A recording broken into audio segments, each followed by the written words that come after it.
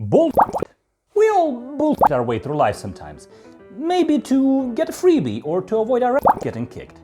But can you bullshit so hard you kind of caused World War I? This guy certainly could. On the streets of Istanbul, Basil Zaharoff, a Greek by birth, was hard at work at a local fire department as an arsonist.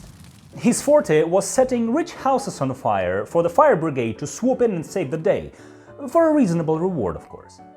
Not fully satisfied with his career prospects, Basil used his natural charisma and the power of his loins on the ladies from influential families to quickly acquire a network of connections in the weapon trading industry.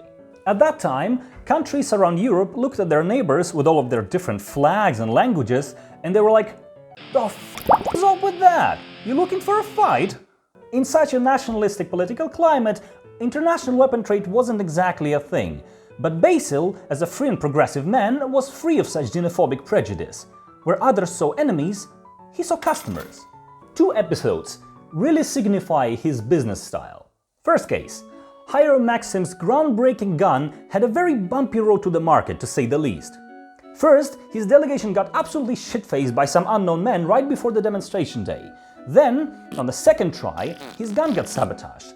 On the third try, everything went perfectly and the gun outclassed its competition, but someone went through the audience and convinced them that the gun was too complex for mass production. Devastated, but not broken, Maxim still wanted to bring his weapon to the market, and as such he had to seek a merger with his direct competitor Nordenfeld.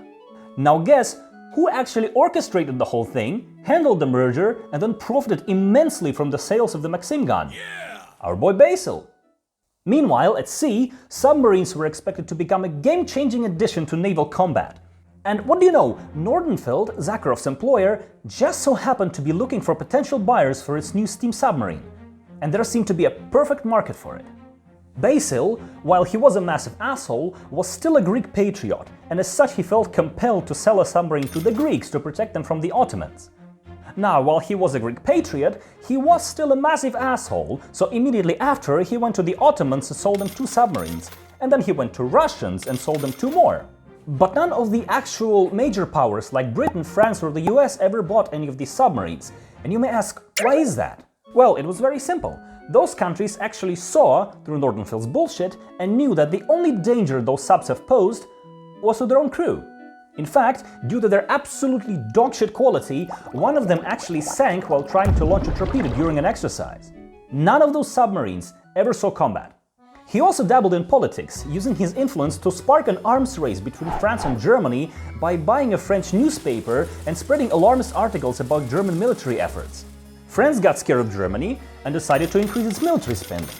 Germany noticed that and decided to militarize further. And Basil profited immensely from it, because both countries, although unknowingly, were actually buying their weapons from local companies controlled by the manufacturing giant Vickers that Basil had shares in. And when World War I finally started, Basil was tasked with bringing Greece to the Allies' side in the conflict. In his usual style, he bought some local newspapers, sought political unrest, and provoked Greek people into overthrowing the monarchy in just a couple of months.